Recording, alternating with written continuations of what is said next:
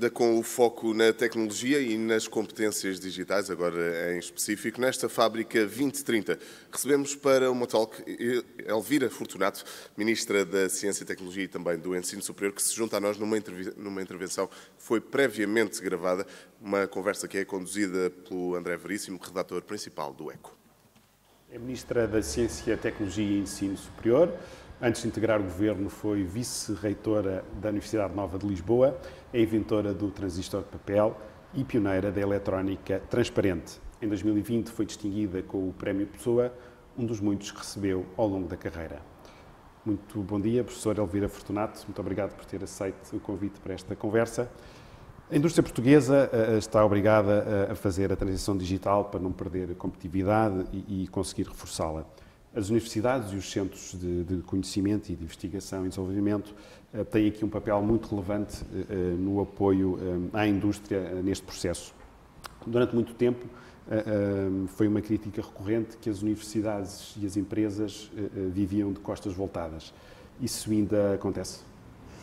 Em primeiro lugar, muito bom dia e muito obrigada pelo convite. É um gosto estar aqui e poder falar um bocadinho sobre estes temas que são tão atuais. Relativamente a essa questão entre que as universidades estão de costas voltadas para a indústria, hoje já não é tanto assim. Ainda faz falta uma aproximação maior entre as universidades e a indústria, não estamos ainda no pleno, contudo estamos melhores do que aquilo que estávamos há uns anos a esta parte. De qualquer das maneiras, e até porque estas coisas não se fazem por decreto, portanto, eu agora até estou aqui no Governo, mesmo que faça um decreto de lei qualquer, portanto, não vou obrigar as universidades a trabalharem mais com as indústrias ou as indústrias a recorrerem mais às universidades. De qualquer das maneiras, existem alguns mecanismos facilitadores para que isso aconteça. E vou-lhe dar, por exemplo, um dos casos mais recentes e que eu até apadrinho muito, que são os laboratórios colaborativos. Os laboratórios colaborativos foi uma iniciativa ainda do anterior governo e exatamente o seu objetivo é aproximar as universidades das empresas.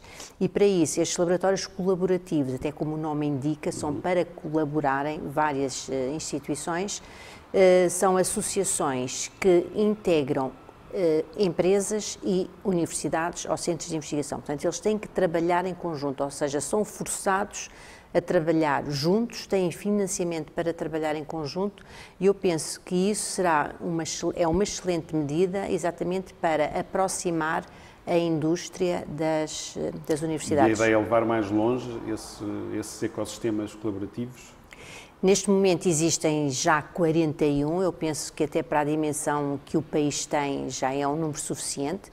Não sei se todos chegarão ao fim, os 41, ou se eventualmente poderão surgir mais, mas de qualquer das maneiras a ideia é aquilo que se pretende. Aliás, este modelo é um bocadinho similar a um modelo que existe na Alemanha, que é com os centros Fraunhofer, que é exatamente, são centros que fazem a ponte entre as universidades e as empresas e eu estou convencida que, para já, esse é o caminho que temos que trilhar. E existindo este instrumento facilitador para juntar estes dois mundos, que às vezes parece que estão assim um bocadinho mais desligados, penso que é uma excelente medida. Ele deve ser explorado.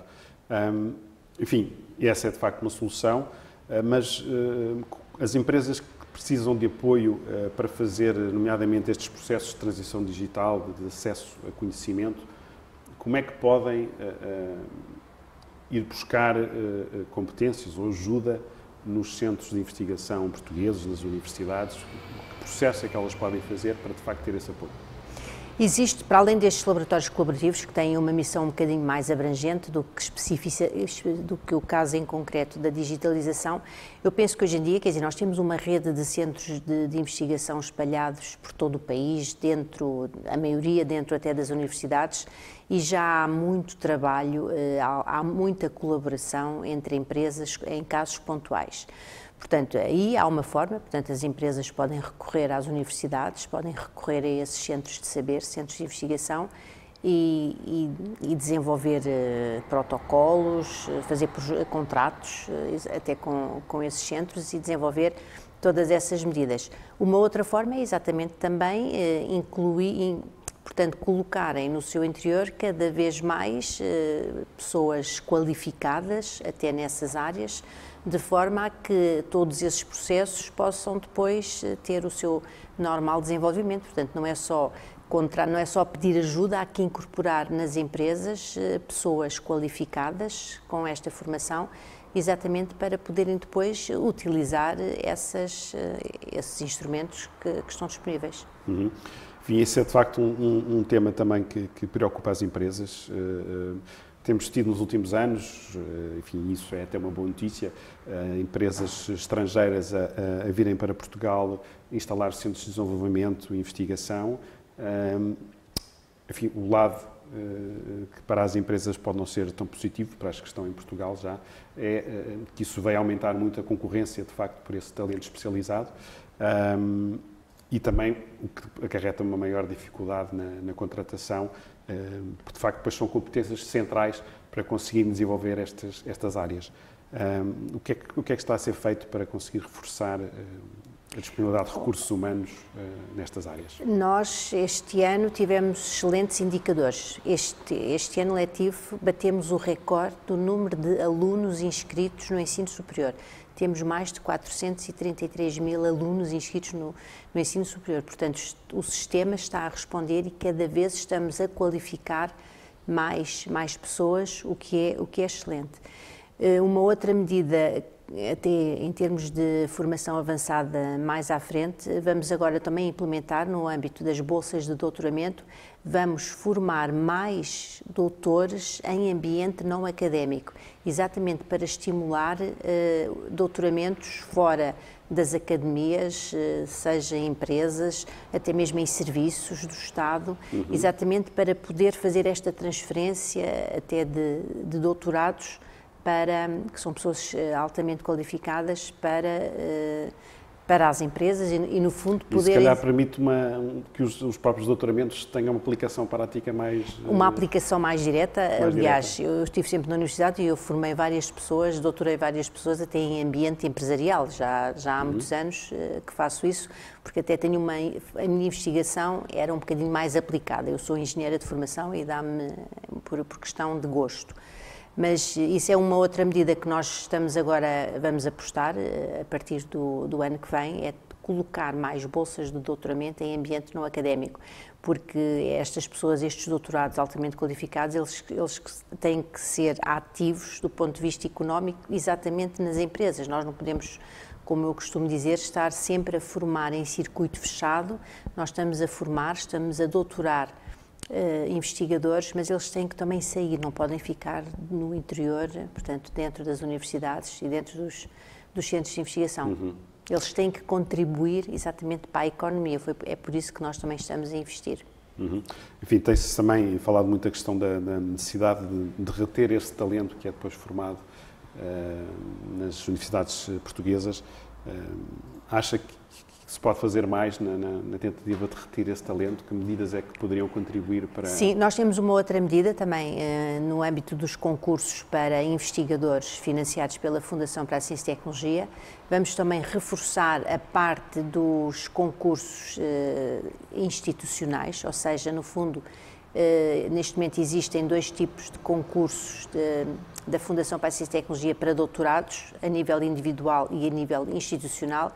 Vamos fomentar mais a parte institucional, porque aí há um comprometimento exatamente das instituições em quererem recrutar essas pessoas e é uma forma de essas pessoas ficarem no sistema, não tanto com bolsas mais individuais, mas bolsas institucionais, onde existe já um comprometimento da instituição, seja da universidade, seja do centro de investigação, em ter aquela pessoa, mas no final ficar com essa pessoa, porque a pessoa é necessária para a sua atividade. Enfim, e se calhar também procurar elevar os salários desses talentos mais qualificados para... Pronto, aí em termos de função pública e nas instituições públicas temos os limites, que são os limites legais, mas de qualquer das maneiras, sempre que possível, pelo menos valorizar as competências que as pessoas têm. Enfim, uma solução que se tem falado é também atrair talento estrangeiro. Sim. As universidades portuguesas têm também um papel, temos tido cada vez mais estudantes estrangeiros. Sim, temos mais a nível de mestrados, ainda podemos crescer nessa via, temos acima de tudo mais alunos estrangeiros a nível de mestrados e também a nível de doutoramentos, não tanto em termos de licenciatura. Mas isso é evidente que é uma das, aliás, é extremamente importante para a internacionalização, mas é um papel acima de tudo que está a ser feito pelas universidades. E penso que agora, até também com um novo instrumento, neste momento nós temos redes de universidades europeias, temos consórcios, temos várias universidades portuguesas que integram consórcios de universidades europeias e isso vai exatamente permitir uma maior mobilidade, uma maior divulgação dos cursos que são feitos nestes consórcios e estando em rede é muito mais fácil também atrair e partilhar alunos no âmbito destas redes universitárias. Enfim, isto não basta fazer a transição digital, é preciso aproveitar estas novas tecnologias para inovar. Claro. Como é que avalia o grau de inovação da indústria portuguesa? Sente que há aqui um impulso maior no sentido da aposta na investigação e desenvolvimento? Aliás, tivemos a semana passada a Web Summit aqui em Portugal e eu não visitei muitas empresas, mas temos, a nível das startups que temos em Portugal, temos startups que são tão boas ou melhores como algumas startups que existem noutras partes do mundo. Eu penso que temos muitos jovens empreendedores que se estão a lançar com startups, etc. E penso que vão ter muito sucesso, assim como temos também já empresas mais bem estabelecidas e mais antigas em Portugal que também conseguem dar cartas no mercado internacional. Portugal ocupa o 15º lugar entre 27 Estados-membros da União Europeia na edição deste ano do Índice de Digitalidade da Economia e Sociedade. Portanto, isto representa uma subida de uma posição em relação a 2021. Ainda assim, Portugal está abaixo do meio da tabela. Enfim, e o estudo da União Europeia aponta também que em Portugal os progressos relativos são ligeiramente inferiores aos países homólogos. Isto significa que, de facto, Portugal precisa de acelerar neste processo de transição digital? Sim, olha, eu não conheço o estudo. De qualquer das maneiras, acho que estamos numa posição e temos que sair desta posição. Portanto, ainda temos muito para fazer relativamente, pelo menos, a esse indicador específico. De qualquer das maneiras, eu acho que nós agora, com a situação que estamos a viver, até com os fundos do Programa de Recuperação e Resiliência, portanto, todo este acréscimo de financiamento vai dar um impulso muito grande às nossas empresas. Só para lhe referir, portanto, o PRR tem vários pilares. Aquele que eu conheço melhor é o das agendas mobilizadoras. Nós, neste momento, temos 51 agendas mobilizadoras, com cerca de 3 mil milhões de euros, e desses 3 mil milhões de euros, 60% desse valor vai para o ensino, vai para as instituições de ensino superior e centros de investigação. Eu penso que isso vai dar um contributo muito grande exatamente para podermos sair dessa posição, portanto, porque vamos ter, durante um período de tempo relativamente curto, acesso a muito financiamento, não só do PRR, mas também do próprio PT 2030. Eu penso que temos tudo para podermos, porque não é por falta de dinheiro, que não vamos deixar de sair dessa posição. Portanto, não vamos ter desculpa para subir mais umas posições nesse ranking.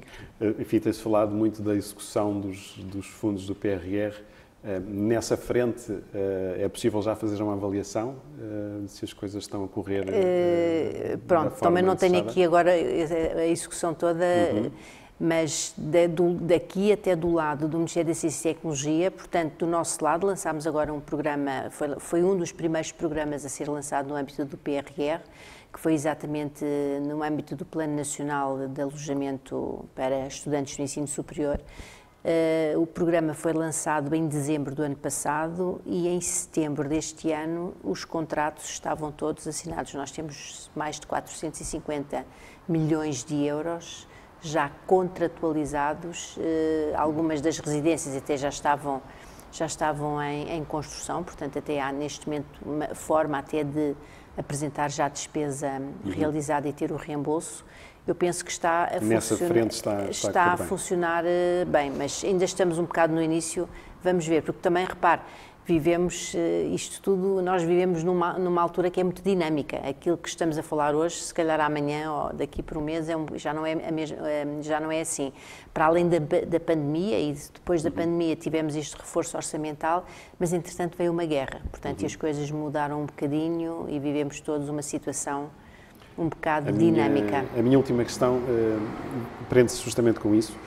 Enfim, vivemos num ambiente de muito maior incerteza, temos taxas de juros muito mais altas, as empresas estão também pressionadas pelo aumento dos custos dos fatores de produção. A minha pergunta era, apesar deste contexto, as empresas e, em particular, a indústria portuguesa devem continuar e manter o esforço do investimento em investigação e desenvolvimento? Claro que sim, isso cada vez mais, aliás, e se não fizerem isso é matar as próximas décadas. Portanto, é fundamental que isso aconteça e também temos que olhar para todos estes problemas que nos rodeiam também como oportunidades. Eu penso que isto até pode ser uma excelente oportunidade para Portugal, para a Ibéria, que estamos um bocadinho mais longe dos problemas que estão a ocorrer mais na Europa Central, e temos que olhar para estes problemas como oportunidades. Eu penso que, se olharmos para isso, não é só a pandemia foi má, mas também houve uma série de coisas, até na área da digitalização, quer dizer, houve uma série de coisas boas que surgiram com a pandemia. Eu penso que agora, até com a guerra, também vão existir coisas boas, até uma menor dependência da Europa de outra, nomeadamente da energia, da Rússia ou de outros países. Portanto, a Europa estava muito dependente até dos semicondutores, da microeletrónica. Eu penso que toda esta conjuntura fez com que a Europa pensasse um bocadinho e penso que no meio destes problemas vão surgir excelentes oportunidades, especialmente para não dependermos tanto dos outros. Muito bem, muito obrigado. Ok, obrigada. Obrigado.